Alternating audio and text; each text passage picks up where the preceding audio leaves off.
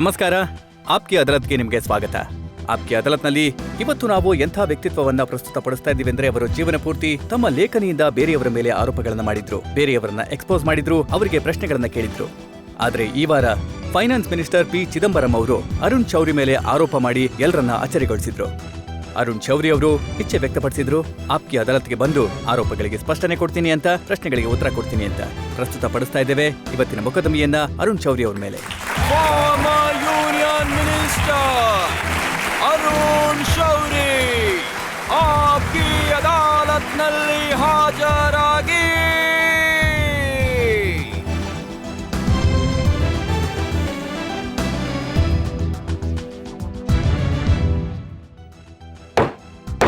ಅದಾಲತ್ನ ವಿಚಾರಣೆ ಶುರುವಾಗ್ಲಿ. ಆಪ್ಕಿ ಅದಾಲತ್ನಲ್ಲಿ ಅರುಣ್ ಶೌರಿ ಅವರ ಮೇಲೆ ಇರುವ ಆರೋಪ, ಇವರಿಗೆ ಟೀಕೆಯನ್ನ ಸಹಿಸಿಕೊಳ್ಳಲು ಸಾಧ್ಯವಿಲ್ಲ. ಶೌರಿ ಸಾಬ್, ನಾವ್ ಇತ್ತೀಚೆಗೆ ನೋಡಿದ್ವಿ ಏನಂದ್ರೆ, ಪಾರ್ಲಿಮೆಂಟಲ್ಲಿ ಹಣಕಾಸು ಸಚಿವರು ಒಂದು ಸಣ್ಣ ಸೆಂಟೆನ್ಸ್ ಅನ್ನ ನಿಮ್ಮ ಬಗ್ಗೆ ಹೇಳಿಬಿಟ್ರು, ಮತ್ತೆ ನೀವು ಸಿಟ್ಟಾಗ್ಬಿಟ್ರಿ. ಅವರು ಹೇಳಿದ್ದೇನು ಅಂತಂದ್ರೆ, ನೀವು ಆಕ್ಟಿವ್ ಇಂಟ್ರೆಸ್ಟ್ ತಗೊಂಡಿದ್ರಿ ಡಿಸ್ಇನ್ವೆಸ್ಟ್ಮೆಂಟ್ನಲ್ಲಿ ಅಂತ. ಅದಕ್ಕೆ ನೀವು ಎಷ್ಟೊಂದು ಕೋಪ ಮಾಡ್ಕೊಂಡ್ರಿ. ಇಲ್ಲ, ನಾನು ಅಷ್ಟೇನು ಕೋಪ ಮಾಡ್ಕೊಳ್ಳಿಲ್ಲ. ಆದ್ರೆ ಅವರು ತುಂಬಾ ಚಾಣಾಕ್ಷ ವಕೀಲರು. ಹಾಗಾಗಿ ಅವರು ಯಾವ ಥರ ಪದ ಬಳಕೆ ಮಾಡಿದ್ರು ಅಂದ್ರೆ, ಅದು ಹೇಗಂದ್ರೆ ಇದರಲ್ಲಿ ಯಾವುದೋ ಪರ್ಸನಲ್ ಇಂಟ್ರೆಸ್ಟ್ ಇರ್ಬೋದು ಅನ್ನೋ ರೀತಿನಲ್ಲಿ ಅವರ ಇಂಪ್ಲಿಕೇಶನ್ ಇದಾಗಿತ್ತು. ಮತ್ತೆ ಇನ್ನೊಂದು, ಅವರ ಯಾವ ಇಂಪ್ಲಿಕೇಶನ್ ಇತ್ತೋ ಇಲ್ವೋ, ಆದ್ರೆ ಮೀಡಿಯಾದವರಂತೂ ಇದನ್ನೇ ಪ್ರೊಜೆಕ್ಟ್ ಮಾಡಿದ್ದು. ಅಂದ್ರೆ ಓಹೋ, ಒಂದು ದೊಡ್ಡ ಆರೋಪ ಬಂದಿದೆ ಅಂತ. ನೋಡಿ, ಏನೇ ಆರೋಪ ಇದ್ರು ನೀವು ಹೇಳಿ, ನಾವು ಅದ್ರ ಬಗ್ಗೆ ಎಲ್ಲ ಫ್ಯಾಕ್ಟ್ಸ್ ಹೇಳ್ತೀವಿ. ನಾನ್ ನಿಮ್ಗೆ ಹೇಳ್ತೀನಿ ಆರೋಪ ಏನು ಅಂತ. ಅವರು ಏನ್ ಹೇಳಿದ್ರು ಅಂತಂದ್ರೆ, ಸೆಂಟಾರ್ ಹೋಟೆಲ್ ಇದೆ ಜುಹೂನಲ್ಲಿ, ಮುಂಬೈನಲ್ಲಿ.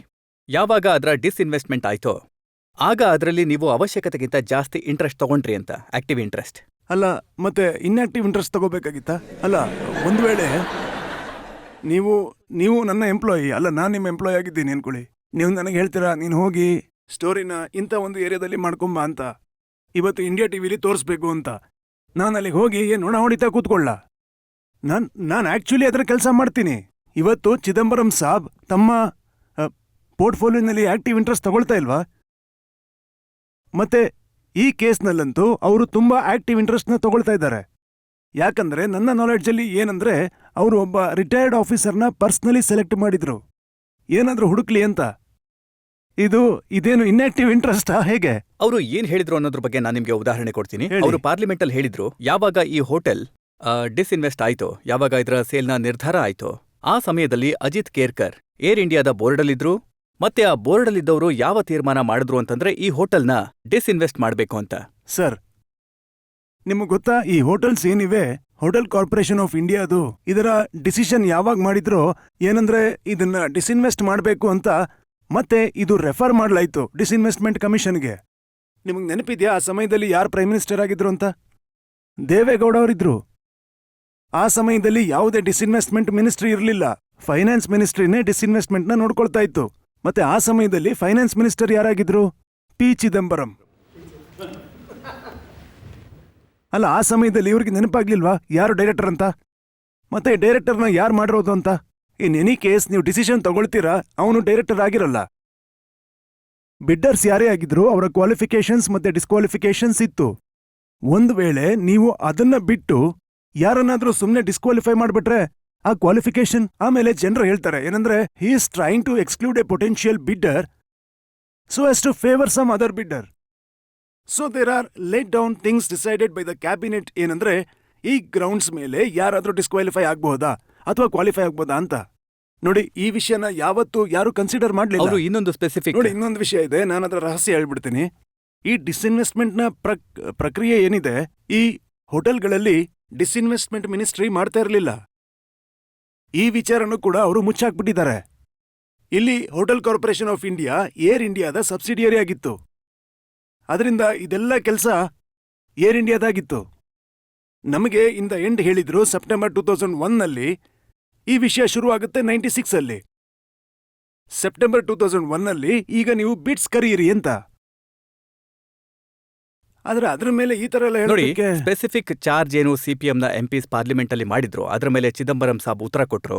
ಅವ್ರು ಹೇಳಿದ್ದು ಏನಂದ್ರೆ, ಬಿಡ್ ಮಾಡಿದ ನಂತರ ಈ ಕಂಪನಿ, ಅಜಿತ್ ಕೇರ್ಕರ್ನ ಕಂಪನಿ, ದುಡ್ಡು ಕೊಡಕ್ಕಾಗ್ಲಿಲ್ಲ. ಸರಿ. ಮತ್ತೆ ಅರುಣ್ ಶೌರಿ ಅವರು ತಮ್ಮ ಸಚಿವಾಲಯದಲ್ಲಿ ಬ್ಯಾಂಕರ್ಸ್ ಅನ್ನ ಕರ್ಸಿದ್ರು ಮತ್ತೆ ಇವರಿಗೋಸ್ಕರ ದುಡ್ಡು ಅರೇಂಜ್ ಮಾಡಿ ಸರ್ಕಾರಿ ದುಡ್ಡು ಕೊಡಿ ಮತ್ತೆ ಸರ್ಕಾರದಿಂದನೇ ಹೋಟೆಲ್ ಖರೀದಿ ಮಾಡ್ಲಿ ಅಂತ. ಸರ್ ನೋಡಿ, ಸುಳ್ಳು ಹೇಳೋದಕ್ಕೂ ಒಂದು ಮಿತಿ ಇರುತ್ತೆ. ನಾನ್ ನಿಮಗೆ ಹೇಳ್ತೀನಿ ಹೇಗಾಯ್ತು ಅಂತ. ಇದು ಸರಿಯಾದ ವಿಷಯ. ಇವರ ಬಿಡ್ ಏನಿತ್ತೋ ಅದು ರಿಸರ್ವ್ ಪ್ರೈಸ್ ಯಾವುದನ್ನು ನಾವು ಸೀಕ್ರೆಟ್ ಆಗಿ ಇಟ್ಟಿದ್ವೋ, ಯಾವುದು ಕ್ಯಾಬಿನೆಟ್ಗೆ ಗೊತ್ತಿತ್ತು ಅದಕ್ಕಿಂತ 53% ಜಾಸ್ತಿ ಇತ್ತು. ಸೊ ಗವರ್ಮೆಂಟ್ನ ಕ್ಯಾಲ್ಕುಲೇಷನ್ನಲ್ಲಿ ಇದು ಒಂದು ತುಂಬಾನೇ ಒಳ್ಳೆ ಬಿಡ್ ಆಗಿತ್ತು. ಈಗ ಈ ವ್ಯಕ್ತಿ ಹೇಳಕ್ ಶುರು ಮಾಡ್ತಾರೆ, ನಮ್ದೊಂದು ಪೆನಲ್ಟಿ ಆಗ್ಬೋದು. ಇವ್ರು ಹೇಳ್ತಾರೆ ಡಿಸೆಂಬರ್ 31 ಬೇಡ, ಇನ್ನೊಂದು 10 ದಿನ ಟೈಮ್ ಕೊಡಿ ಅಂತ ದುಡ್ಡು ಕೊಡೋದಕ್ಕೆ. ಸರಿ, ನೀವು ಕೊಡಿ. ಯಾಕಂದ್ರೆ we did not want to lose 153 crores. ನೀವು ಕೊಡಿ, ಆದ್ರೆ ಗ್ಯಾರಂಟಿ ಏನಿದೆ, ಒಂದ್ ವೇಳೆ ನೀವು ಕೊಡದೇ ಇದ್ರೆ ಆಗ 5 crores ಇಂದ ನಾವು 15 crores ಮಾಡ್ತೀವಿ. ಅದಕ್ಕವ್ರು ಸರಿ ಅಂತ ಹೇಳಿದ್ರು. ಅವ್ರು ಮತ್ತೆ ಬಂದ್ರು. ಅವ್ರು ಹೇಳ್ತಾರೆ 36 crores ನಾನು ಗ್ಯಾರಂಟಿ ಕೊಡ್ತೀನಿ, ಆದ್ರೆ ಈ ಸಮಯದಲ್ಲಿ ನೋಡಿ ಇದು ಬ್ಯಾಂಕ್ನ ಗ್ಯಾರಂಟಿ ಆಗಿದೆ. ಬ್ಯಾಂಕ್ಸ್ ಕೊಡ್ಬೇಕಾಗಿದೆ ದುಡ್ಡನ್ನ. ನಾನು ಹೇಳ್ದೆ ಅದಕ್ಕೆ ನೋಡಿ, ನಾವು ನಿಮ್ಮ ಮಾತಿನ ಮೇಲೆ ನಂಬಿಕೆ ಇಡೋಕ್ಕಾಗಲ್ಲ ಅಂತ. ಅದಕ್ಕೆ ಅವ್ರು ಹೇಳ್ತಾರೆ, ನಿಮಗೆ ನನ್ನ ಮಾತಿನ ಮೇಲೆ ನಂಬಿಕೆ ಇಲ್ಲ ಅಂತಂದ್ರೆ ಬ್ಯಾಂಕ್ ಅವರೇ ನಿಮ್ಮ ಹತ್ರ ಬಂದು ಖುದ್ದಾಗಿ ಮಾತಾಡ್ತಾರೆ ಅಂತ. ಆಗ ಬ್ಯಾಂಕರ್ಸು ಅದೇ ತರ ಬಂದ್ರು. ಅವ್ರು ಹೇಳಿದ್ರು ಏನಂದ್ರೆ, ಸಾಬ್ ನಾನು ಹೇಳಿದ್ದೇನೆಂದ್ರೆ ನಾನು ಇವ್ರ ಮಾತಿನ ಮೇಲೆ ನಂಬಿಕೆ ಇಡಕ್ಕಾಗಲ್ಲ ಅಂತ. ಇವಾಗ ನೀವೇ ಹೇಳಿ, ನೀವು ಇವರಿಗೆ ಲೋನ್ ಕೊಡ್ತೀರಾ? ಇನ್ ಯುವರ್ ಅಸೆಸ್ಮೆಂಟ್ ಇದು ಕಮರ್ಷಿಯಲಿ ಒಳ್ಳೆ ಪ್ರಪೋಸಿಷನ್ ಆಗಿದ್ಯಾ? ಅವರು ಪ್ರತಿಯೊಬ್ಬರು ಹೌದು ಅಂತಾನೆ ಹೇಳಿದ್ರು. ನಾನಾಗ ಹೇಳ್ದೆ, ನಾನು ನಿಮ್ಮ ಮಾತಿನ ಮೇಲೂ ನಂಬಿಕೆ ಇಡೋಕ್ಕಾಗಲ್ಲ, ನೀವು ರೈಟಿಂಗ್ನಲ್ಲಿ ಕೊಡಿ ಅಂತ. ಅವರು ರೈಟಿಂಗ್ನಲ್ಲೂ ಬರ್ದ್ಕೊಟ್ರು. ಅದಾದ್ಮೇಲೆ ಕೂಡ ನಾನು ಹೇಳ್ದೆ, ನನಗೆ ನಿಮ್ಮ ರೈಟಿಂಗ್ ಮೇಲೂ ಕೂಡ ಈಗ ನಂಬಿಕೆ ಇಲ್ಲ. ಇನ್ನು 4 ದಿನಗಳಲ್ಲಿ ನಿಮ್ಮ ಹೆಡ್ ಆಫೀಸ್ ನೀವು ಹೇಳ್ತಿರೋ ಈ ಮಾತನ್ನ ಕನ್ಫರ್ಮ್ ಮಾಡಿದ್ರೆ ನಂಬಿಕೆ ಇಡ್ತೀನಿ ಅಂತ ಹೇಳ್ದೆ. ಅವರು ಕನ್ಫರ್ಮ್ ಮಾಡಿದ್ರು. ಎಲ್ಲ ದುಡ್ಡು ಗೌರ್ಮೆಂಟ್ಗೆ ಸಿಕ್ತು. ಈ ವ್ಯಕ್ತಿ ಯಾರು? ಬಹುಶಃ ನುಣುಚ್ಕೊಳ್ಳೋದಕ್ಕೆ ಇಷ್ಟಪಡ್ತಿದ್ದ ಅನ್ಸುತ್ತೆ ಆ ಡೀಲ್ನಿಂದ. ಯಾಕಂದ್ರೆ ಅವನು ಗೊತ್ತಿತ್ತು ಅವನೊಂದು ದೊಡ್ಡ ಬಿಡ್ ಮಾಡಿದಾನೆ ಅಂತ. 53 crores over and above reserve price ಮಾಡಿದಾನೆ ಅಂತ. ಆತ ಸಿಕ್ಕಾಕೊಂಡ. ಅವನು ದುಡ್ಡು ಕೊಡ್ಬೇಕಾಗಿ ಬಂತು. ಗೌರ್ಮೆಂಟ್ಗೆ ದುಡ್ಡು ಸಿಕ್ತು. ಏನು ವ್ಯಾಲ್ಯೂಯೇಷನ್ ಇದೆಯೋ ಅದು 246 ಕೋಟಿ ರೂಪಾಯಿ ಆಗ್ಬಹುದಿತ್ತು. ಆದ್ರೆ ರಿಸರ್ವ್ ಪ್ರೈಸ್ ಕೇವಲ 101 ಕೋಟಿ ಇಟ್ಟಿದ್ರಿ. ಈ 240 ಫಿಗರ್ ಎಲ್ಲಿಂದ ಹೋಯ್ತು ಅಂತ ನೆನೆ ಪ್ರೆಸ್ನವ್ರನ್ನು ಕೂಡ ಕೇಳಿದ್ದೆ. ಅವ್ರು ಹೇಳಿದ್ರು ಹೋಗ್ತಾ ಹೋಗ್ತಾ ಆಯ್ತು ಅಂತ. ಅಲ್ಲ, ಏನಾದ್ರೂ ಬೇಸಿಸ್ ಇರ್ಬೇಕಲ್ವಾ? ಅಡ್ವೈಸರ್ಸ್ ಅಪಾಯಿಂಟ್ ಆಗ್ತಾರೆ. ಆ ವ್ಯಾಲ್ಯೂಯೇಷನ್ ಎಕ್ಸರ್ಸೈಸ್ 6-8 ತಿಂಗಳುಗಳ ಕಾಲ ನಡೆಯುತ್ತೆ. ಇದೇನಿದು? ಸರಿ, ನಿಮ್ಮನ್ನ ಒಂದು ವಿಷಯ ಕೇಳ್ತೀನಿ. ಇದು ಗ್ರಾಸ್ ಫಿಗರಾ? ಇದರಿಂದ ಇನ್ನೂ ಲಯಬಿಲಿಟೀಸ್ ತೆಗಿಬೇಕಾಗಿದ್ಯಾ? ಯಾರಿಗೂ ಗೊತ್ತಿಲ್ಲ. ಅಲ್ಲ, ಈ ಫಿಗರ್ ಏನು ಮಿಡ್ 90s ಅಂದ್ರೆ ಅವಾಗ ಈ ಹೋಟೆಲ್ 27 ಕೋಟಿ ಪ್ರಾಫಿಟ್ ಮಾಡ್ತಿತ್ತಲ್ಲ. ಮತ್ತೆ ಹೇಗೆ ಬಿದ್ದೋಯ್ತು ಅಂತಂದ್ರೆ ಇದರ ಆಕ್ಯುಪೆನ್ಸಿ ಬಾಂಬೆ ಅಂತ ಜಾಗದಲ್ಲಿ 43% ಕೂಡ ಇರಲಿಲ್ಲ.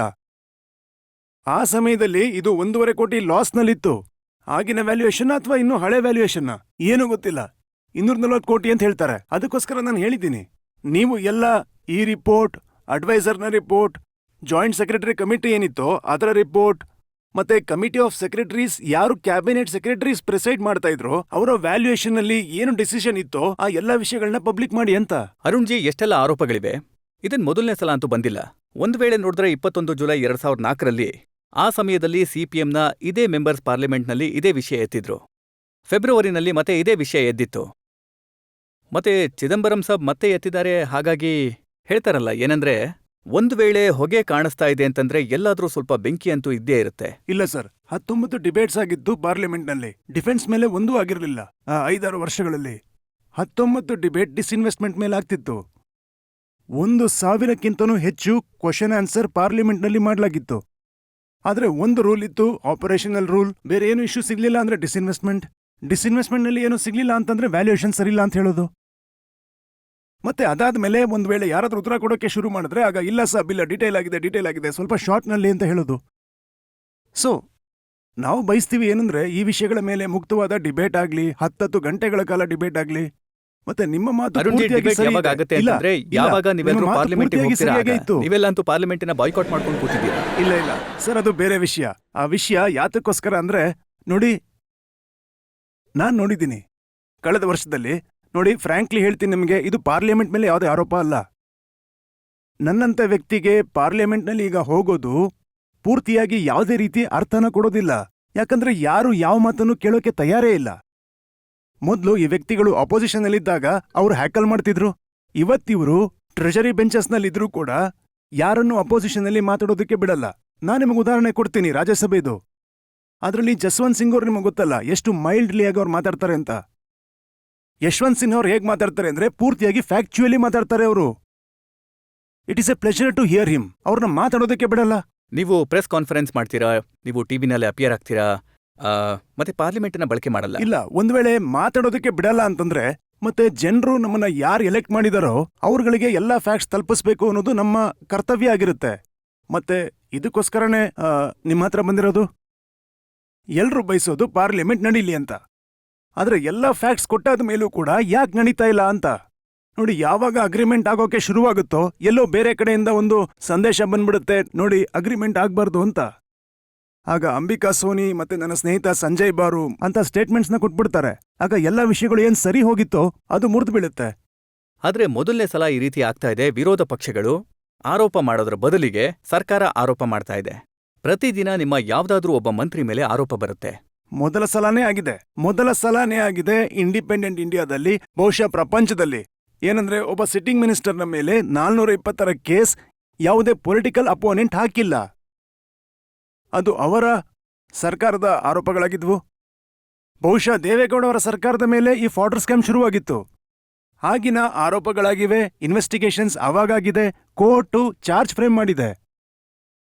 ಮತ್ತೆ ಇದೇ ತರ ಯಾವಾಗ ಒಂದು ಫಾಲ್ಟ್ ಸ್ಯೂಟ್ ಹಿಡಿಯಲಾಗುತ್ತೆ ಗುಜರಾತ್ನಲ್ಲಿ, ನನ್ನ ಕಾರ್ ಹೊಡೆದಾಕಿದ್ರು ಅಂತ, ಅಥವಾ ಸುಪ್ರೀಂ ಕೋರ್ಟ್ನ ಇಷ್ಟೊಂದು ಸ್ಟ್ರಾಂಗ್ ಸ್ಟ್ರಕ್ಚರ್ಸ್ ಬರುತ್ತೆ ಜಾರ್ಖಂಡ್ನ ಬಗ್ಗೆ ಇದನ್ನ ಮಾಡಿದವ್ರ ಕಡೆಯಿಂದ, ಆಗ ಸುಪ್ರೀಂ ಕೋರ್ಟ್ನ ಅಷ್ಟೊಂದು ಸ್ಟ್ರಾಂಗ್ ಸ್ಟ್ರಕ್ಚರ್ಸ್ ಬರುತ್ತೆ. ಏನಂದ್ರೆ ಈ ಕೇಸ್ನ ಹೇಗೆ ಮುಚ್ಚಾಕಿದ್ರು ಅಂತ, ಡಿಸ್ಪ್ರಪೋರ್ಷನೇಟ್ ಅಸೆಟ್ಸ್ದು ಒಬ್ಬ ಮಿನಿಸ್ಟರ್ನ ವಿರುದ್ಧ ಅಲ್ಲ, ಅದೆಲ್ಲದರಿಂದ ಡೈವರ್ಟ್ ಮಾಡೋದಕ್ಕೆ ಇದೊಂದು ಟೆಕ್ನಿಕ್ ಆಗಿದೆ. ಏನಂದ್ರೆ ದಿನ ಯಾರಾದ್ರೂ ಒಬ್ಬರ ಅಗೇನ್ಸ್ಟ್ ಈ ತರದ ವಿಷಯಗಳನ್ನ ಹರಿಬಿಟ್ಬಿಡೋದು. ಚಿದಂಬರಂ ಸಾಬ್ ನಿಮ್ಮ ಮೇಲೆ ಆರೋಪ ಮಾಡ್ತಾರೆ, ಲಾಲು ಯಾದವ್ ಜಾರ್ಜ್ ಫರ್ನಾಂಡಿಸ್ ಮೇಲೆ ಆರೋಪ ಮಾಡ್ತಾರೆ, ಜಾರ್ಜ್ ಫರ್ನಾಂಡಿಸ್ ನಿತೀಶ್ ಕುಮಾರ್ ಲಾಲು ಮೇಲೆ ಆರೋಪ ಮಾಡ್ತಾರೆ. ಆರೋಪ ಪ್ರತ್ಯಾರೋಪದ ಒಂದು ಸರಣಿ ನಡೀತಾ ಇದೆ. ಜನತೆಗೆ ಅರ್ಥ ಮಾಡ್ಕೊಳ್ಳದೆ ತುಂಬಾ ಕಷ್ಟ ಆಗ್ತಾ ಇದೆ, ಯಾರದ್ದು ಸತ್ಯ ಯಾರದ್ದು ಸುಳ್ಳು ಅಂತ. ಈ ವಿಷಯಗಳು ಎಲ್ಲಿವರೆಗೂ ನಡೀತಾನೆ ಇರುತ್ತೆ ಅಂತಂದ್ರೆ ಮೀಡಿಯಾ ಯಾರ್ದಾದ್ರೂ ಅಲಿಗೇಷನ್ನ ಬ್ರಾಡ್ಕಾಸ್ಟ್ ಮಾಡ್ತಾನೆ ಇರ್ತಾರಲ್ಲ ಅಲ್ಲಿವರೆಗೂ. ಮತ್ತೆ ಯಾವತ್ತೂ ಕೂಡ ಯಾರದೇ ಅಲಿಗೇಷನ್ ಎಕ್ಸಾಮಿನ್ ಮಾಡಲ್ಲ.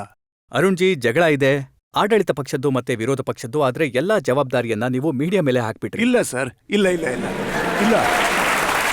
ನನ್ನ ಅಭಿಪ್ರಾಯ ಏನು ಅಂದ್ರೆ ನಿಮ್ಮ ಮಾತು ಖಂಡಿತ ಸರಿಯಾಗಿದೆ. ನಾನು ನಿಮ್ಮ ಮೇಲೆ ಜವಾಬ್ದಾರಿಯನ್ನ ಹಾಕ್ತಾ ಇಲ್ಲ. ನಾನು ನಿಮ್ಮ ಮೇಲೆ ಈ ವಿಷಯನ ಬ್ರೇಕ್ ಮಾಡೋದಕ್ಕೆ ಏನೊಂದು ಅಪರ್ಚುನಿಟಿ ಅಂತ ಇದೆ. ಇದು ಡಿಸ್ಇನ್ವೆಸ್ಟ್ಮೆಂಟ್ ಆಗಿದೆ. ಅಲ್ಲ, CBI ಎನ್ಕ್ವೈರಿಗೆ ಯಾಕೆ ವೆಯ್ಟ್ ಮಾಡಬೇಕು? ನೀವು ಎನ್ಕ್ವೈರಿ ಶುರು ಮಾಡಿ, ಜನರಿಗೆ ಹೇಳಿ ಯಾವುದು ಸತ್ಯ ಅಂತ. ನಾನ್ ಹೇಳ್ತಿದ್ದೀನಿ ಅಂತ ಹೋಗ್ಬೇಡಿ, ಚಿದಂಬರಂ ಅವ್ರು ಹೇಳ್ತಾರೆ ಅಂತ ಹೋಗ್ಬೇಡಿ. ನಿಮ್ಮ ಕರ್ತವ್ಯ ಅದು, ನಿಮ್ಮ ಅಪರ್ಚುನಿಟಿ ಅದು, ನಮ್ಮೆಲ್ಲರ ಕರ್ತವ್ಯನೂ ಹೌದು. ನಾವು ಅದರ ಆಳಕ್ಕೆ ಹೋಗ್ಬೇಕು, ಆಗ ಈ ವಿಷಯ ಮುಗಿಯುತ್ತೆ. ಇಲ್ಲ ಅಂದ್ರೆ ಹೀಗೆ ನಡೀತಾನೆ ಇರುತ್ತೆ. ಮತ್ತೆ ಅದರ ಫಲಿತಾಂಶ ಒಂದೇ ಆಗಿರುತ್ತೆ. ಏನಂದ್ರೆ ಯಾವುದೇ ಹಾನೆಸ್ಟ್ ಆಫೀಸರ್ ಡಿಸಿಷನ್ಸ್ನ ತಗೊಳಕ್ಕಾಗಲ್ಲ. ನಾನ್ ನಿಮ್ಗೆ ಇಂಡಿಯಾ ಟಿವಿ ಕಡೆಯಿಂದ ಒಂದು ಮಾತು ಕೊಡ್ತೀನಿ. ಏನಂದ್ರೆ, ನಾವು ಪ್ರತಿಯೊಂದು ಅಂಥ ಆರೋಪದ ಆಳಕ್ಕೆ ಹೋಗ್ತೀವಿ. ನಿಮ್ಮ ಮೇಲೂ ನಂಬಿಕೆ ಇಡಲ್ಲ, ಸರ್ಕಾರದ ಮೇಲೂ ನಂಬಿಕೆ ಇಡಲ್ಲ. ವಂಡರ್ಫುಲ್. ನಾನ್ ನಿಮ್ ಜೊತೆ ಆಗ ಕೆಲಸಗಾರನಾಗಿರ್ತೀನಿ. ಇನ್ ದ ಸೆನ್ಸ್ ಏನಂದ್ರೆ, ನೀವು ಯಾವತ್ತಾದ್ರೂ ಯಾವುದೇ ಅಂತ ಫ್ಯಾಕ್ಟ್ಸ್ ಇರಲಿ, ಉದಾಹರಣೆಗೆ ಇಂಡಿಯನ್ ಎಕ್ಸ್‌ಪ್ರೆಸ್ ಇತ್ತೀಚೆಗೆ ಇನ್ವೆಸ್ಟಿಗೇಟ್ ಮಾಡುತ್ತೆ, ನೀವು ಇದ್ರಲ್ಲಿ ಹೆಸರುವಾಸಿಯಾಗಿದ್ದೀರಾ, ಯಾವುದೇ ಅಂತ ಫ್ಯಾಕ್ಟ್ಸ್ನ ಎಕ್ಸ್ಕವೇಟ್ ಮಾಡೋದಕ್ಕೆ ಏನಾದ್ರೂ ಅಸಿಸ್ಟೆನ್ಸ್ ನನ್ಗೆ ಕೊಡಕ್ಕಾಗತ್ತೆ ಅಂತಂದ್ರೆ ನಾನ್ ನಿಮಗೆ ಮಾತು ಕೊಡ್ತೀನಿ, ನಾನು ಅಸಿಸ್ಟ್ ಮಾಡ್ತೀನಿ. ನಿಮ್ಮ ಡಿಸ್ಇನ್ವೆಸ್ಟ್ಮೆಂಟಿಂದ, ನಿಮ್ಮ ಪ್ರೈವೇಟೈಸೇಷನ್ನಿಂದ ಏನು ಪರಿಣಾಮ ಆಯಿತು ರಾಜಕೀಯದ ಮೇಲೆ, ಇದರ ಬಗ್ಗೆ ಜನರ ಆರೋಪಗಳಿಗೆ ಸ್ಪಷ್ಟನೆ ಕೇಳ್ತೀವಿ ಅರುಣ್ ಶೌರಿ ಅವರಿಂದ ಒಂದು ಬ್ರೇಕ್ನ ನಂತರ.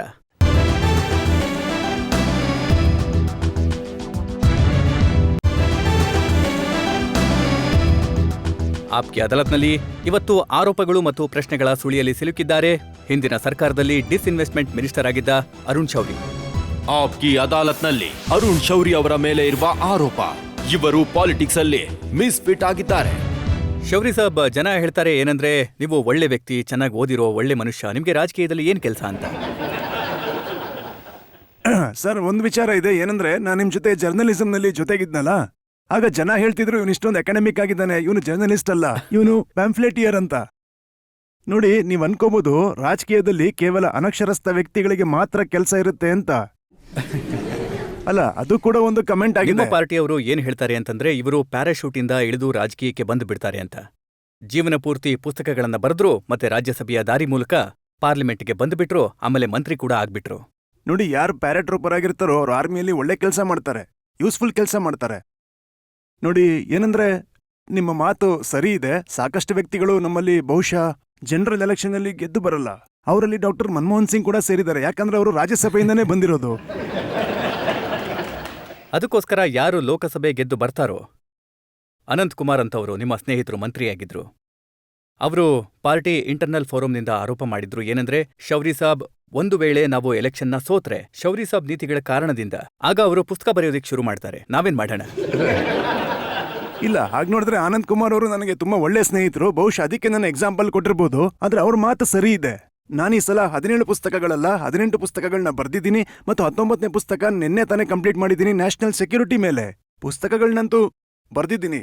ನನ್ನ ಜೀವನದಲ್ಲಿ ಒಂದು ರಹಸ್ಯವನ್ನ ನಾನು ಕಲ್ತ್ಕೊಂಡಿದ್ದೀನಿ. ನೀವು ಯಾವುದೇ ಪ್ರೊಫೆಷನ್ ಇರಿ, 2ನೇ ಪ್ರೊಫೆಷನ್ನ ಕೂಡ ತಯಾರಾಗಿಟ್ಕೊಳ್ಳಿ. ಯಾಕಂದ್ರೆ ಗೊತ್ತಾಗಲ್ವಲ್ಲ ಯಾವಾಗ ಏನಾಗುತ್ತೋ ಅಂತ.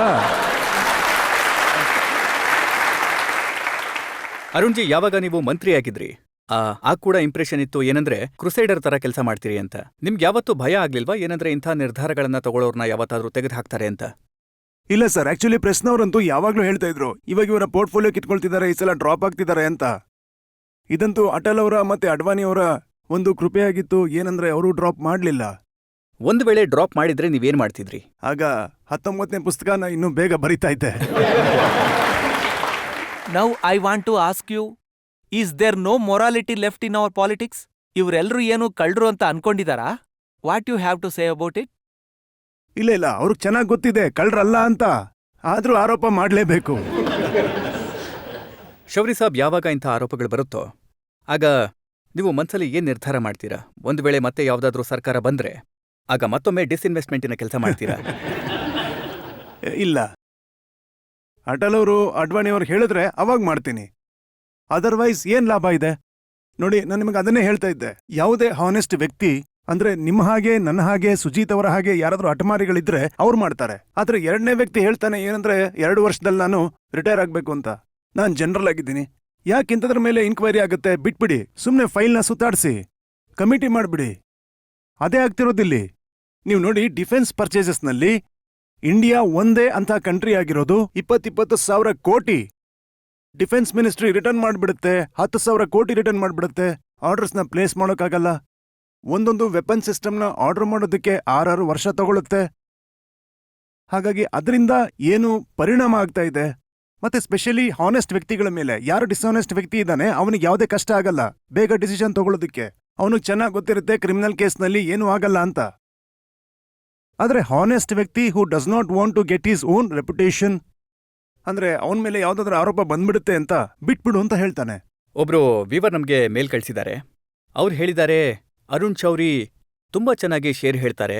ಅವರ ಈ ಡೈಲೆಮಾ ಏನಿದೆಯೋ, ಯಾವಾಗ ಅವರ ಮೇಲೆ ಸುಳ್ಳು ಆರೋಪಗಳು ಬರುತ್ತೋ ಆಗ ಅವರು ಹೇಗೆ ಬಣ್ಣಿಸ್ತಾರೆ ಇದನ್ನ ಅಂತ. ಇದು ಚಿದಂಬರಂ ಮುಂತಾದವ್ರ ಬಗ್ಗೆ ಆರೋಪ ಮಾಡೋಂಥವ್ರಿಗೆ.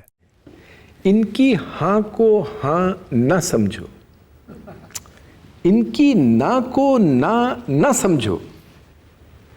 कोई और ही बोल रहा होगा, इनकी जुबान को इनकी जुबान न समझो.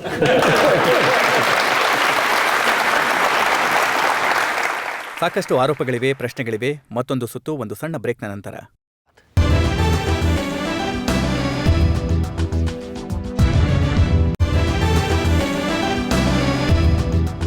ಆಪ್ಕೆ ಅದಾಲತ್ನಲ್ಲಿ ಇವತ್ತು ನಾವು ಜನರ ಪರವಾಗಿ ಮೊಕದ್ದಮೆ ನಡೆಸ್ತಾ ಇದ್ದೀವಿ ಎಡಿಟರ್ನಿಂದ ರಾಜಕಾರಣಿಯಾದ ಅರುಣ್ ಶೌರಿ ಅವರ ಮೇಲೆ. ಆಪ್ಕಿ ಅದಾಲತ್ನಲ್ಲಿ ಅರುಣ್ ಶೌರಿ ಅವರ ಮೇಲೆ ಇರುವ ಆರೋಪ, ಇವರು ತಮ್ಮ ಮಾತಿಗೆ ಬದ್ಧರಾಗಿಲ್ಲ. ಅರುಣ್ಜಿ, ಬಹಳಷ್ಟು ಎಕ್ಸಾಂಪಲ್ಸ್ ಇವೆ, ಆದರೆ ಇವತ್ತು ಒಂದು ದೊಡ್ಡ ಉದಾಹರಣೆ ನಾನು ತಗೊಳ್ತಾ ಇದ್ದೀನಿ. ಯಾವಾಗ ನೀವು ಟೈಮ್ಸ್ ಆಫ್ ಇಂಡಿಯಾಗೆ ಹೋದ್ರೋ ಅಲ್ಲಿ ನೀವು ಹೇಳಿದ್ರಿ ಏನಂದ್ರೆ, ಟೈಮ್ಸ್ ಆಫ್ ಇಂಡಿಯಾ ಅದು ಪತ್ರಿಕೆ ಅಲ್ಲ ಸರ್ಕಾರ ಅಂತ. ನಾನು ಸರ್ಕಾರಕ್ಕೋಸ್ಕರ ಕೆಲಸ ಮಾಡೋದಕ್ಕೆ ಇಷ್ಟಪಡಲ್ಲ ಅಂತ. ಆದ್ರೆ ಅವಕಾಶ ಸಿಕ್ಕ ಮೇಲೆ ನೀವು ಸರ್ಕಾರಕ್ಕೋಸ್ಕರ ಕೆಲಸ ಮಾಡೋದಕ್ಕೆ ಶುರು ಮಾಡಿದ್ರಿ. ಇಲ್ಲ, ಆದ್ರೆ ಅದರದೊಂದು ಬೇರೆ ರಹಸ್ಯ ಇರ್ಬೋದು. ನೋಡಿ, ಯಾವ ಒಂದು ಪತ್ರಿಕೆ ಸರ್ಕಾರದ ತರ ಇದೆಯೋ ಅದರಲ್ಲಿ ಕೆಲಸ ಮಾಡಬಾರ್ದು. ಆದ್ರೆ ಯಾವ ಒಂದು ಸರ್ಕಾರದಲ್ಲಿ ಪತ್ರಿಕೆಯ ಸ್ವಾತಂತ್ರ್ಯ ಇದೆಯೋ ಅದರಲ್ಲಿ ಕೆಲಸ ಮಾಡಬೇಕು. ಅಟಲ್ ಅವರ ಸರ್ಕಾರ ಹಾಗೆ ಇದ್ದಿದ್ದು. ಯಾವ ಸಮಯದಲ್ಲಿ ನೀವು ಇಂಡಿಯನ್ ಎಕ್ಸ್‌ಪ್ರೆಸ್‌ನ ಎಡಿಟರ್ ಆಗಿದ್ರಿ? 1987ನ ನಂತರ ನೀವು ಕ್ಯಾಂಪೇನ್ ಮಾಡಿದ್ರಿ ರಿಲಯನ್ಸ್ ಇಂಡಸ್ಟ್ರೀಸ್ನ ವಿರುದ್ಧ. ಆದರೆ ಯಾವಾಗ ನೀವು ಮಂತ್ರಿ ಆದ್ರಿ ಆಗ ನೀವು ಅದೇ ಕಂಪನಿ ಬಗ್ಗೆ ಹೊಗಳಿಕೆ ಸುರಿಮಳೆ ಸುರಿಸಿದ್ರಿ. ಇಲ್ಲ, ಇಲ್ಲಿವರೆಗೂ ನೀವು ಹೇಳ್ತಾ ಇದ್ರಿ ನಾನು ಎಷ್ಟು ಹಠಮಾರಿಯಾಗಿದ್ದೀನಿ ಅಂದ್ರೆ ಎಲ್ರಿಗೂ ಕೋಪ ಬರೋ ಹಾಗೆ ಮಾಡ್ತೀನಿ ಅಂತ. ಆದ್ರೆ ಇದರಲ್ಲಿ ನನ್ನ ಸ್ನೇಹಿತರಾದ ಗುರುಮೂರ್ತಿಯವರು ಆ ಸಮಯದಲ್ಲಿ ತುಂಬಾ ಇಂಪಾರ್ಟೆಂಟ್ ಆರ್ಟಿಕಲ್ಸ್ ಬರೆದಿದ್ರು. ಅದರಲ್ಲಿ ಅವ್ರು ತೋರಿಸಿದೇನು ಅಂತಂದ್ರೆ ರಿಲಯನ್ಸ್ನ ಸಾಕಷ್ಟು ವಿಷಯಗಳು ಏನ್ ಅವ್ರು ಮಾಡ್ತಿದ್ರೋ ಅವರು ತಮ್ಮ ಲೈಸೆನ್ಸ್ ಕಂಡೀಷನ್ನ ಮಿತಿ ಮೀರಿ ಮಾಡ್ತಿದ್ದಾರೆ ಅಂತ. ಇದು ಅವರ ಮೇನ್ ಡಾಕ್ಯುಮೆಂಟರಿ ಎವಿಡೆನ್ಸ್ ಆಗಿತ್ತು. ಅದು ಪೇಪರ್ನಲ್ಲೂ ಪ್ರಿಂಟ್ ಆಗಿತ್ತು. ಈಗ ಎಲ್ರೂ ಒಪ್ಕೋತಾರೆ. ನನ್ನ ಸ್ಪೀಚ್ನಲ್ಲೂ ಕೂಡ ನಾನು ಇದನ್ನೇ ಹೇಳಿದ್ದು. ಧೀರುಭಾಯ್ ಅಂಬಾನಿ ಅವರ ಡೆತ್ ಆನಿವರ್ಸರಿ ದಿನ ಪ್ರೆಸಿಡೆಂಟ್ ಅವರು ಅಲ್ಲಿದ್ರು. ಡಾಕ್ಟರ್ ಮನಮೋಹನ್ ಸಿಂಗ್ ಅವ್ರದ್ದು ಆ ಸ್ಪೀಚ್ ಇದೆ, ಆ ಸಮಯದ್ದು ಓದಿ ಅದನ್ನ. ಅವರು ಕೂಡ ಅಲ್ಲಿ ಹೋಗಿದ್ರು ಕಾಂಗ್ರೆಸ್ ಕಡೆಯಿಂದ. ನೋಡಿ, ಇವತ್ತಿನ ಈ ಸಿಚುವೇಶನ್ ಏನಿದೆ, ನಾವೆಲ್ಲರೂ ಒಪ್ಕೋತೀವಿ ಆ ಲೈಸೆನ್ಸಿಂಗ್ ಸಿಸ್ಟಮ್ ಸರಿ ಇರಲಿಲ್ಲ ಅಂತ. ಇವರು ಉಲ್ಲಂಘನೆ ಮಾಡಿದ್ರಲ್ಲ ಅದು. ನೋಡಿ, ಲೈಸೆನ್ಸಿಂಗ್ ಸಿಸ್ಟಮ್ನ ಇತ್ತೀಚೆಗೆ ಚೇಂಜ್ ಮಾಡಿದ್ದಾರೆ. ಆದ್ರೆ ಲೈಸೆನ್ಸಿಂಗ್ ಸಿಸ್ಟಮ್ ಚೇಂಜ್ ಆಗ್ಬೇಕು ಅಂತ ನಾನಿದನ್ನ ಇವತ್ತಿಂದ ಹೇಳ್ತಾ ಇಲ್ಲ. ನಾನಿದನ್ನ 1965ನಲ್ಲಿ ಯಾವಾಗ ಡಾಕ್ಟರಲ್ ಥೀಸಿಸ್ ಮಾಡಿದ್ನಲ್ಲ, ಅವಾಗಿಂದ ನಾನು ಲೈಸೆನ್ಸಿಂಗ್ ಸಿಸ್ಟಮ್ನ ಅಗೇನ್ಸ್ಟ್ ಬರಿತಾ ಬಂದಿದ್ದೀನಿ ಮತ್ತು ಹೇಳ್ತಾ ಬಂದಿದ್ದೀನಿ. ಎಲ್ಲ ಇದರಿಂದಾನೇ ಇಂಡಿಯಾ ಒಂದು ಜನರೇಷನ್ ಲೂಸ್ ಮಾಡ್ಕೊಳ್ಬೇಕಾಗತ್ತೆ, 25 ವರ್ಷ ಲೂಸ್ ಮಾಡ್ಕೊಳ್ಳುತ್ತೆ ಅಂತ. ಮತ್ತೆ ಅದೇ ಆಗ್ತಾ ಇದೆ. ಯಾವಾಗ ಗೌರ್ಮೆಂಟ್ ಲೈಸೆನ್ಸಿಂಗ್ ಸಿಸ್ಟಮ್ ಮಾಡುತ್ತೋ, ಯಾವ್ದು ಪೂರ್ತಿಯಾಗಿ ಕೆಟ್ಟದಾಗಿದೆಯೋ ಸರಿಯಾಗಿಲ್ವೋ, ಆಗ ಧೀರುಭಾಯ್ ಅಂಬಾನಿ ಅಂತವ್ರು ಹೀರೋಗಳಾಗ್ತಾರೆ. ಅವ್ರು ಯಾವಾಗ ಬ್ರೇಕ್ ಮಾಡ್ತಾರೆ ಲೈಸೆನ್ಸ್ ನ, ಆವಾಗ್ಲೇ ಗೌರ್ಮೆಂಟ್ಗೆ ಎಚ್ಚರ ಆಗೋದು ನಾವು ಮಾಡಿರೋ ಕೆಲಸ ಪೂರ್ತಿಯಾಗಿ ಸರಿ ಇಲ್ಲ ಅಂತ. ಸರಿ, ಈಗ ಜಡ್ ಸಾಹೇಬ್ರು ಇದನ್ನ ಹೇಳಿದ್ದಾರೆ. ಇದೇ ಸೆಂಟೆನ್ಸಸ್ನ ನಾನು ಸರಿ ಸುಮಾರು ಅಂದ್ರೆ ಆ ಸ್ಪೀಚ್ ನಲ್ಲಿ ಹೇಳಿದ್ದೆ. ಮತ್ತೆ ಒಬ್ಬ ತುಂಬಾ ದೊಡ್ಡ ನೊಬೆಲ್ ಪ್ರೈಸ್ ವಿನ್ನರ್, ನೋಡಿ ಅವ್ರನ್ನ ನಾನು 20th ಸೆಂಚುರಿನಲ್ಲೇ ದೊಡ್ಡ ಥಿಂಕರ್ ಅಂತ ಒಪ್ಕೋತೀನಿ. ಅವರು ಪ್ರೊಫೆಸರ್ ಹಾಯ್ಕ್ ಅವರ ಉಲ್ಲೇಖ ಕೊಟ್ಟು ನಾನು ಈ ವಿಷಯನ ಹೇಳಿದ್ದೆ. ಅಂದ್ರೆ ಸೊಸೈಟಿ ಹೇಗೆ ಲಾಸ್ನ ಡಿಸ್ರಿಗಾರ್ಡ್ ಮಾಡುತ್ತೆ, ಆಮೇಲೆ ಅದರಿಂದ ಲಾ ಚೇಂಜ್ ಆಗುತ್ತೆ. ಅದ್ರ ಮೇಲೆ ನೀವು ಹೇಳ್ತಾ ಇದ್ದೀರಾ ಏನಂದ್ರೆ ತಮ್ಮ ವ್ಯೂ ಚೇಂಜ್ ಮಾಡ್ಕೊಂಡ್ಬಿಡ್ತಾರೆ ಅಂತ. ಈ ಮಾತು ನಿಜನಾ? ಏನಂದ್ರೆ ನೀವು ಆ ಸಮಯದಲ್ಲಿ ಏನ್ ಹೇಳಿದ್ರೋ ಅದರಿಂದ ಜನರಿಗೆ ಒಂದು ಬೇರೆ ಚಿತ್ರಣ ತೋರಿಸಿದ್ರಿ. ಇರ್ಬೋದು. ಆದ್ರೆ ಅದಕ್ಕೋಸ್ಕರ ಜನರ ಹತ್ರ ಯಾವತ್ತಾದ್ರೂ ಕ್ಷಮೆ ಕೇಳ್ಬೇಕಲ್ವಾ? ಇಲ್ಲ, ಕ್ಷಮೆ ಕೇಳಲೇಬೇಕು. ನೋಡಿ, ಒಂದು ವೇಳೆ ನನಗೆ ಯಾವ ವಿಷಯ ಸರಿ ಅನಿಸ್ತಾ ಇದೆಯೋ ಅದನ್ನ ನಾನು ನಿಮಗೆ ಹೇಳ್ತಾ ಇದ್ದೀನಿ. ಆಗ ಜನರು ಖುದ್ದಾಗಿ ಯೋಚನೆ ಮಾಡ್ತಾರೆ. ನಾನ್ ಹೇಳ್ದೆ ಅಂತ ಏನು ಮಾಡಲ್ಲ ಅಲ್ವಾ? ನೀವು ಲೈಸೆನ್ಸಿಂಗ್ ಸಿಸ್ಟಮ್ ಬಗ್ಗೆ ತಿಳ್ಕೋಬೇಕು ಅಂತ ಬಯಸ್ತೀರಾ ಅಂದ್ರೆ ಅದರಲ್ಲಿ ನನ್ನ ವ್ಯೂ ಏನಿದೆ ಮತ್ತೆ ಜಡ್ ಸಾಹೇಬ್ರ ವ್ಯೂ ಏನಿದೆ, ಅದು 40 ವರ್ಷಗಳಿಂದ ನಾನು ಏನ್ ಬರೆಯೋದಕ್ಕೆ ಅಂತ ಶುರು ಮಾಡಿದ್ನೋ ಅದು ಒಂದು ಕನ್ಸಿಸ್ಟೆಂಟ್ ವ್ಯೂ ಆಗಿದೆ. ಈ ಮಾತು ನಿಜನಾ? ಯಾವಾಗ IPCLನ ಡಿಸ್ಇನ್ವೆಸ್ಟ್ಮೆಂಟ್ ಮಾಡ್ತಿದ್ರು ಮತ್ತೆ ರಿಲಯನ್ಸ್ ಅದರಲ್ಲಿ ಇನ್ವಾಲ್ವ್ ಆಗಿತ್ತು, ಆಗ ತುಂಬಾ ಪ್ರೆಷರ್ ಇತ್ತು ನಿಮ್ಮ ಮೇಲೆ. ಹೌದು, ತುಂಬಾ ಪ್ರೆಷರ್ ಇತ್ತು, ತುಂಬಾನೇ ಪ್ರೆಷರ್ ಇತ್ತು. ನೋಡಿ, ರಿಲಯನ್ಸ್, ಯಾಕಂದ್ರೆ ಈ ರಿಲಯನ್ಸ್ ನೀವು ನೋಡಿ, ಯಾವುದೇ ಬಿಡ್ಡರ್ ಇರಲಿ, ಅವರು ಅಲ್ಲಿಗೆ ಬಂದಾಗ ಆ ಸ್ಟಾರ್ಟಿಂಗ್ ಲೈನ್ ಮೇಲೆ ಅವ್ರ ಬಗ್ಗೆ ಇಂಡಿಯಾದಲ್ಲಿ ಎಷ್ಟೊಂದು ಜಾಸ್ತಿ ವಿಷಯಗಳನ್ನ ಅವ್ರ ಮೇಲೆ ಫ್ಯಾಬ್ರಿಕೇಟ್ ಮಾಡಿ ಮಿನಿಸ್ಟರ್ಸ್ಗೆ ತಲುಪಿಸಲಾಗುತ್ತೆ. ನಾನೇ ನೋಡಿದ್ದೀನಿ. ಈ ಸಣ್ಣದಾಗಿರೋ ರೂಯಿಯಾ, ಒಂದು ಜೆಸಾಪ್ ಕಂಪನಿ ಕೋಲ್ಕತ್ತಾದಲ್ಲಿ 17 ವರ್ಷದಿಂದ ಏನು ಸಿಕ್ ಕಂಪ್ನಿ ಆಗಿತ್ತೋ, ಈ ವ್ಯಕ್ತಿ ಬಿಡ್ನ ಗೆದ್ಬಿಟ್ಟ. ಹೈಕೋರ್ಟ್ನಲ್ಲಿ ಕೇಸಸ್, ಸುಪ್ರೀಂ ಕೋರ್ಟ್ನಲ್ಲಿ ಕೇಸಸ್, ಈಗ ಅವನು 1.5 ವರ್ಷದಲ್ಲಿ ಟರ್ನ್ ಅರೌಂಡ್ ಮಾಡ್ಬಿಟ್ಟ.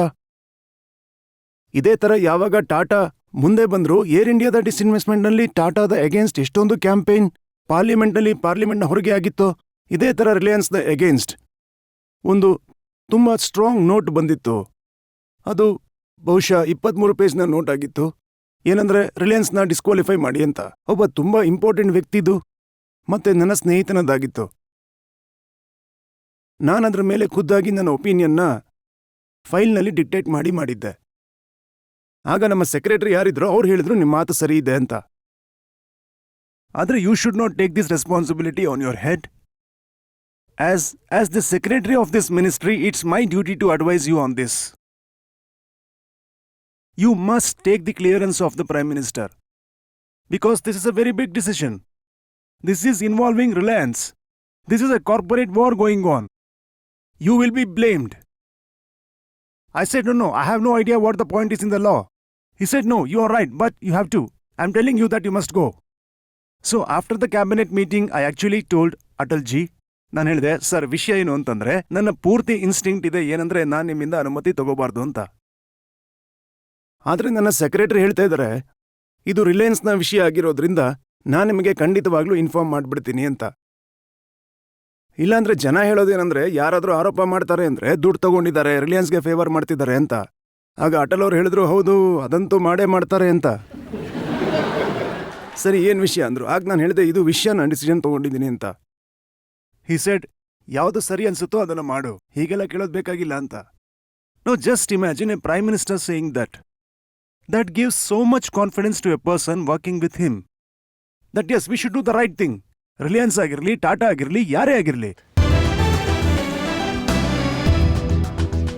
ನಿಮ್ಮ ಮೇಲೆ ಆರೋಪ ಮತ್ತೆ ಪ್ರಶ್ನೆಗಳ ಕೊನೆಯ ಸುತ್ತು ಒಂದು ಬ್ರೇಕ್ನ ನಂತರ.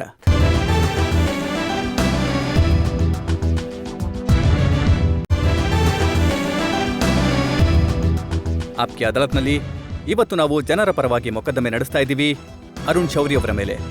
ಆಪ್ಕಿ ಅದಾಲತ್ನಲ್ಲಿ ಅರುಣ್ ಶೌರಿ ಅವರ ಮೇಲೆ ಇರುವ ಆರೋಪ, ಇವರು ತಮ್ಮ ಪಾರ್ಟಿಗೆ ಲಯಬಿಲಿಟಿ ಆಗಿದ್ದಾರೆ. ನಾನು ಯಾವಾಗ ನಿಮ್ಮ ಹಿಸ್ಟ್ರಿ ಓದ್ತಿದ್ನೋ ಆಗ ಗೊತ್ತಾಯ್ತು ಏನಂದ್ರೆ ಕಾಲೇಜ್ನಲ್ಲಿ ನೀವು ಹಾಕಿ ಆಡ್ತಿದ್ರಿ ಮತ್ತೆ ಹಾಕಿ ಟೀಮ್ನ ಕ್ಯಾಪ್ಟನ್ ಆಗಿದ್ರಿ ಅಂತ. ಹೌದು ಹೌದು. ಅಂದ್ರೆ ಕ್ಯಾಪ್ಟನ್ ಆದವರು ಟೀಮ್ನ ಜೊತೆನಲ್ಲಿ ಕರ್ಕೊಂಡು ಹೋಗ್ಬೇಕಾಗತ್ತೆ. ಮತ್ತೆ ಯಾವಾಗ ರಾಜಕೀಯಕ್ಕೆ ಬಂದ್ರಿ ಆಗ ಒಬ್ರೇ ಹೋಗೋದಿಕ್ ಶುರು ಮಾಡಿದ್ರಿ, ಎಲ್ಲರನ್ನ ಹಿಂದೆ ಬಿಟ್ಬಿಟ್ರಿ. ಇಲ್ಲ, ಇದು ಅಸೈನ್ಮೆಂಟ್ ಮೇಲೆ ಡಿಪೆಂಡ್ ಆಗುತ್ತೆ. ನೋಡಿ, ಡಿಸ್ಇನ್ವೆಸ್ಟ್ಮೆಂಟ್ ಬಗ್ಗೆ ಹೇಳೋದಾದ್ರೆ it is A controversial assignment. ಯಾರೇ ಮಾಡಲಿ, ಈಗ ಇಂಗ್ಲೆಂಡ್ನಲ್ಲಿ ಯಾವಾಗ ಮಿಸಸ್ ಥ್ಯಾಚರ್ ಅವರ ಅಗೇನ್ಸ್ಟ್ ಅಂಡರ್ ಯಾರು ಕೆಲಸ ಮಾಡ್ತಿದ್ರೋ ಅವ್ರ ಮೇಲೂ ಹೀಗೆ ಆಗ್ತಿತ್ತು. ಯಾಕಂದ್ರೆ ಅದು ಬೇರೆಯವರ ಎಂಪೈರ್ಸ್ನ ಮಾರೋಂಥ ಪ್ರಯತ್ನ ಅವರ ರೆಸ್ಪಾನ್ಸಿಬಿಲಿಟಿ ಆಗಿತ್ತು. ಆದರೆ ಒಂದು ವೇಳೆ ಫಾರಿನ್ ಪಾಲಿಸಿ ಇದ್ರೆ ಆಗ ಅದರಲ್ಲಿ ಯಾವುದೇ ಇಷ್ಟೊಂದು ದೊಡ್ಡ ಕಾಂಟ್ರವರ್ಸಿ ಬರಲ್ಲ. ಇದನ್ನೇ ನಿಮ್ಮ ಪಾರ್ಟಿಯವರು ಕೂಡ ಹೇಳ್ತಾರೆ. ಅರುಣ್ ಶೌರಿ ಅಂತ ಲೀಡರ್ ಪಾರ್ಟಿಗೆ ಲಯಬಿಲಿಟಿ ಆಗಿದ್ದಾರೆ. ಯಾಕಂದ್ರೆ ನೀವೇನು ಪ್ರೈವೇಟೈಸೇಷನ್ ಮಾಡಿದ್ರೋ, ಏನು ಬಂಡವಾಳ ಹಿಂತೆಗೆದುಕೊಂಡ್ರೋ, ಅದರಿಂದಾಗಿ ಜನರ ಮನಸ್ಸಿನ ಮೇಲೆ ಎಂಥ ಪರಿಣಾಮ ಆಯ್ತು ಅಂದ್ರೆ ಚುನಾವಣೆ ಸಮಯದಲ್ಲಿ ವೋಟ್ ಸಿಗ್ಲಿಲ್ಲ. ಇಲ್ಲ, ನನಗೆ ಆ ಥರ ಅನ್ಸಿಲ್ಲ. ಅಲ್ಲ, ಆ ಥರ ಆಗೋದಕ್ಕೆ ಹೇಗೆ ಸಾಧ್ಯ? ನೋಡಿ, ಪಂಜಾಬ್ನಲ್ಲಿ ವೋಟ್ ಸಿಕ್ತು, ಅಲ್ಲಿ ಕೂಡ ಬಂಡವಾಳನ ಹಿಂತೆಗೆದುಕೊಂಡಿದ್ದಕ್ಕೆ ಹೊಗಳಿಕೆ ಸಿಕ್ತು. ಮಧ್ಯಪ್ರದೇಶ, ರಾಜಸ್ಥಾನದಲ್ಲಿ ಬಂಡವಾಳ ಹಿಂತೆಗೆದುಕೊಂಡಿದ್ದಕ್ಕೆ ಯಾವುದೇ ಎಫೆಕ್ಟ್ ಆಗಲಿಲ್ಲ. ಮತ್ತೆ ಮಿಕ್ಕಿದ ಕಡೆ ಎಫೆಕ್ಟ್ ಆಯ್ತು.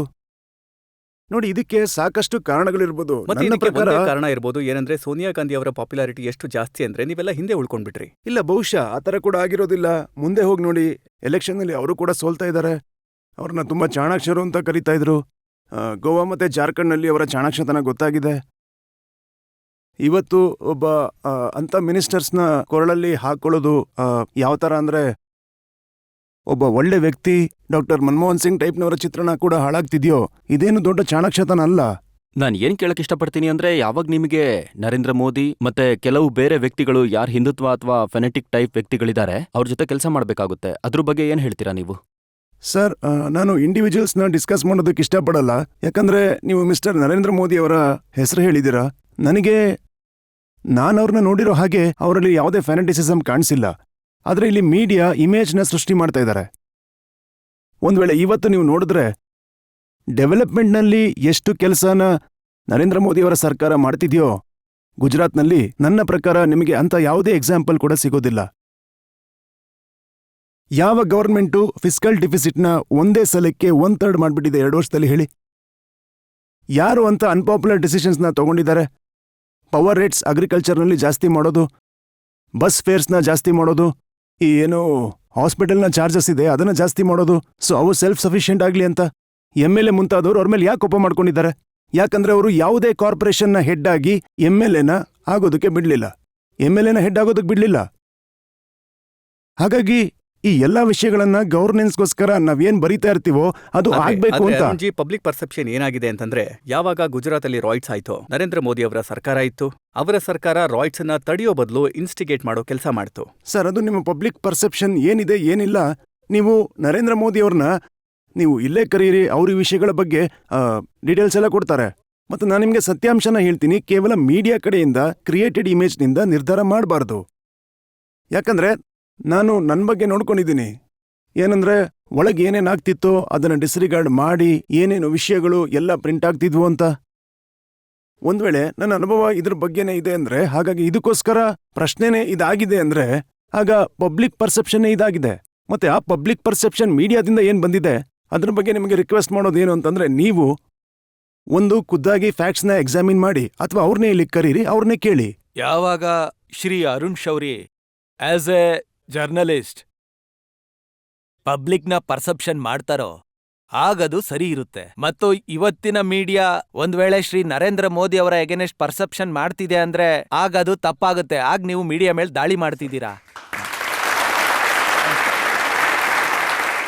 ಇಲ್ಲ ಸರ್, ಆದ್ರೆ ನನಗೆ ಯಾವಾಗ್ಲೂ ಈ ವ್ಯೂ ಇತ್ತು. ಅಂದ್ರೆ ಜರ್ನಲಿಸ್ಟ್ ಆಗಿದ್ದಾಗ್ಲೂ ಕೂಡ, ಅಂದ್ರೆ ನಾನ್ ಸರಿ ಇದ್ದೀನಿ ಅಂತಲ್ಲ, ಮತ್ತೆ ಪಬ್ಲಿಕ್ ನನ್ನ ವ್ಯೂನ ನಂಬಲಿ ಅಂತಲ್ಲ. ನಮ್ಮ ಕರ್ತವ್ಯ ಏನಾಗಿರುತ್ತೆ ಅಂದ್ರೆ, ನಾವು ಫ್ಯಾಕ್ಟ್ಸ್ನ ಮುಂದೆ ಇಡಬೇಕು. ಪಬ್ಲಿಕ್ ತಮಗ್ ತಾವೇ ವಿಷಯನ ಖುದ್ದಾಗಿ ಯೋಚಿಸ್ಲಿ, ಆ ಫ್ಯಾಕ್ಟ್ಸ್ ಮೇಲೆ ಗಮನ ಹರಿಸ್ಲಿ, ಅವುಗಳ ಮೇಲೆ ರಿಫ್ಲೆಕ್ಟ್ ಮಾಡ್ಲಿ ಅಂತ. ಒಂದ್ ವೇಳೆ ಪಬ್ಲಿಕ್ ಯಾರ್ದಾದ್ರೂ ಮಾತಿನ ಮೇಲೆ ಹೋಯ್ತು ಅಂತಂದ್ರೆ ಆಗ ಡೆಮೋಕ್ರಸಿ ನಡೆಯಲ್ಲ. ಜಯಲಲಿತಾ ಅವರ ವಿರುದ್ಧ ಚಾರ್ಜಸ್ ಪ್ರೂವ್ ಆಗಿತ್ತು ಕರಪ್ಷನ್ದು. ಅದಾದ್ಮೇಲೂ ಕೂಡ ಯಾವಾಗ ಚುನಾವಣೆ ಆಗುತ್ತೋ ಆಗ ಅವರು ಚುನಾವಣೆಯಲ್ಲಿ ಗೆದ್ದುಬಿಡ್ತಾರೆ. ಮನಮೋಹನ್ ಸಿಂಗ್ ಚುನಾವಣೆ ಸ್ಪರ್ಧಿಸಿದಾಗ ಸೌತ್ ಡೆಲ್ಲಿನಲ್ಲಿ ಅವರು ಸೋತ್ ಹೋಗ್ತಾರೆ. ಹೌದು, ಅಂದ್ರೆ ಇದು ಏನು ಇದರಿಂದಾನೇ ಪಬ್ಲಿಕ್ ಯೋಚನೆ ಮಾಡಬೇಕು, ಅದರ ಪರಿಣಾಮ ಏನಾಗುತ್ತೆ ಅಂತ. ಅವರು ವೋಟ್ ಮಾಡೋ ಸಮಯದಲ್ಲಿ ಈ ಒಂದು ವಿಷಯದ ಬಗ್ಗೆ ರಿಫ್ಲೆಕ್ಟ್ ಮಾಡ್ಲಿ. ಮತ್ತೆ ಇನ್ನೊಂದು, ನಾವೆಲ್ಲರೂ ಅಂತ ಪ್ರೆಷರ್ನ ಕ್ರಿಯೇಟ್ ಮಾಡಬೇಕು, ಅಂತ ಚೇಂಜಸ್ ಲಾನಲ್ಲಿ ಬರ್ಲಿ ಅಂತ. ಇದೇ ಕಾರಣಕ್ಕೋಸ್ಕರ ಏನಂದ್ರೆ ನಿಮ್ಮಂತ ವ್ಯಕ್ತಿಗಳು ಚುನಾವಣೆಯಲ್ಲಿ ಸ್ಪರ್ಧಿಸಲ್ಲ. ಅಲ್ಲ, ನಮಗೆ ಸ್ಪರ್ಧಿಸೋದಕ್ಕೆ ಯಾರು ಟಿಕೆಟೇ ಕೊಡಲ್ವಲ್ಲ. ಹ. ಅಲ್ಲ, ನೀವು ನನ್ನ ವಿಷಯ ಬಿಡಿ, ಒಂದ್ ವೇಳೆ ಅಂತ ಪರಿಸ್ಥಿತಿ ಬಂದಿದ್ರೆ, ಅಂದ್ರೆ ಡಾಕ್ಟರ್ ಮನಮೋಹನ್ ಸಿಂಗ್ ನಂತ ವ್ಯಕ್ತಿ ಚುನಾವಣೆಗೆ ಸ್ಪರ್ಧಿಸೋದಕ್ಕಾಗಲ್ಲ ಅಂದ್ರೆ ಅದು ತುಂಬಾ ಸೀರಿಯಸ್ ಸಿಚುವೇಶನ್ ಆಗುತ್ತೆ. ಅದ್ರ ಬಗ್ಗೆ ಕಂಟ್ರಿ ಅದನ್ನ ರಿಫ್ಲೆಕ್ಟ್ ಮಾಡಬೇಕು. ಅಂದ್ರೆ ಮುಂದೆ ಹೋಗಿ ಅಂತಲ್ಲ, ಇವತ್ತೇ ಏನ್ ಪರಿಣಾಮ ಆಗ್ತಿದೆ ಅಂತ. ಅಲ್ಲ, ನಮ್ಮ ಎಲೆಕ್ಟ್ರಲ್ ಸಿಸ್ಟಮ್ ಇಷ್ಟೊಂದು ಕೆಟ್ಟು ಹೋಗಿದೆ ಅಂದ್ರೆ ಮತ್ತೆ ನಾವು ಅದನ್ನ ರಿಫಾರ್ಮ್ ಕೂಡ ಮಾಡೋಕೆ ಇಷ್ಟಪಡ್ತಿಲ್ಲ, ಯಾಕಂದ್ರೆ ಅದನ್ನ ಕಾನ್ಸ್ಟಿಟ್ಯೂಷನ್ ಫಾದರ್ಸ್ ಮಾಡಿದ್ರು ಅಂತ. ಅಥವಾ ಇನರ್ಷಿಯಿಂದ ಯೋಚನೆ ಮಾಡ್ತಿಲ್ಲ ಅಂತಂದ್ರೆ ಅದ್ರ ಬಗ್ಗೆ ಅಳೋದ್ರಲ್ಲಿ ಏನ್ ಪ್ರಯೋಜನ? ಒಂದು ಮಾತನ್ನ ಹೇಳಿಬಿಡಿ, ಏನಂದ್ರೆ ಒಂದು ವೇಳೆ ನಿಮ್ಮ ಪಾರ್ಟಿ ನಿಮಗೆ ಹೇಳಿದ್ರೆ ಲೋಕಸಭೆ ಚುನಾವಣೆಯಲ್ಲಿ ಸ್ಪರ್ಧಿಸಿ ಅಂತ, ಆಗ ಅದನ್ನ ಪ್ರಿಫರ್ ಮಾಡ್ತೀರಾ ಅಥವಾ ಮತ್ತೆ ರಾಜ್ಯಸಭೆ ದಾರಿನೇ ನಿಮಗೆ? ಸರ್, ಇದನ್ನ ಪಾರ್ಟಿಯವ್ರಿಗೆ ಬಿಟ್ಬಿಡಿ. ಬಹುಶಃ ಅವ್ರಿಗೆ ಟಿಕೆಟ್ ಕೊಡಬಾರ್ದು ಅಂತಾನೆ ಮನ್ಸಲ್ಲಿರ್ಬೋದು.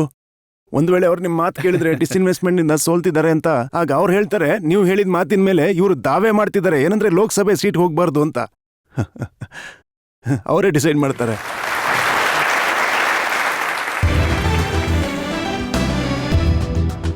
ನಾವು ಜನರ ಆರೋಪಗಳನ್ನ ಕೇಳಿದ್ವಿ, ಅರುಣ್ ಚೌರಿ ಅವರ ಸ್ಪಷ್ಟನೆ ಕೇಳಿದ್ವಿ. ಆದ್ರೆ ಜನತಾ ಜಡ್ಜಿನ ಕಮೆಂಟ್ ಏನು ಈ ಮೊಕದ್ದಮೆ ಮೇಲೆ ಅನ್ನೋದನ್ನ ನೋಡೋಣ ಒಂದು ಬ್ರೇಕ್ನ ನಂತರ.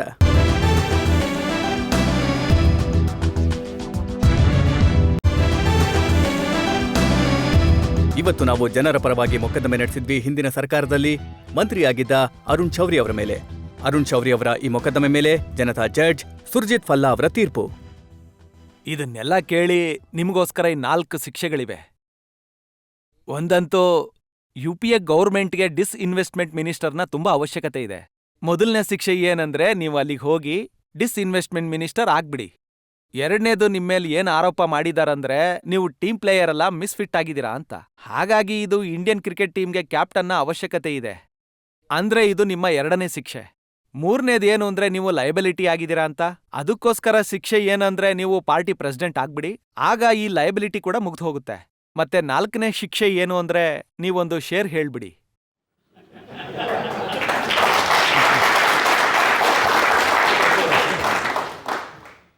ಶೇರ್ ಇದೆ, ಫಿರಾಕ್ ಅವರ ಶೇರ್.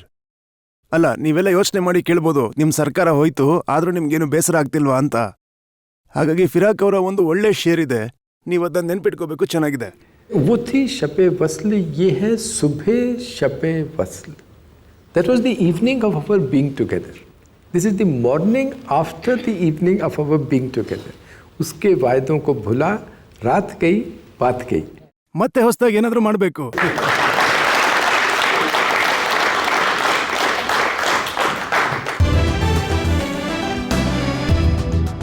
ಇದೇ ನಿರೀಕ್ಷೆಯೊಂದಿಗೆ ಅರುಣ್ ಚೌರಿ ತಮ್ಮ ಮೇಲೆ ಬರುವ ಪ್ರತಿಯೊಂದು ಸವಾಲನ್ನ ಸ್ವೀಕರಿಸ್ತಾರೆ, ತಮ್ಮ ಮೇಲಿರುವ ಪ್ರತಿ ಆರೋಪಗಳಿಗೆ ಇದೇ ತರ ಸ್ಪಷ್ಟನೆ ಕೊಡ್ತಾ ಇರ್ತಾರೆ ಅಂತ ಹೇಳ್ತಾ ಇವತ್ತಿನ ಮೊಕದ್ದಮೆಯನ್ನ ಇಲ್ಲಿಗೆ ಮುಗಿಸ್ತಾ ಇದ್ದೇವೆ. ಮುಂದಿನ ವಾರ ಮತ್ತೆ ಭೇಟಿಯಾಗ್ತೀವಿ ಆಪ್ಕೆ ಅದಾಲತ್ನಲ್ಲಿ ಒಂದು ಹೊಸ ಮೊಕದ್ದಮೆ ತಗೊಂಡು. ಅಲ್ಲಿವರೆಗೆ ನಮಸ್ಕಾರ.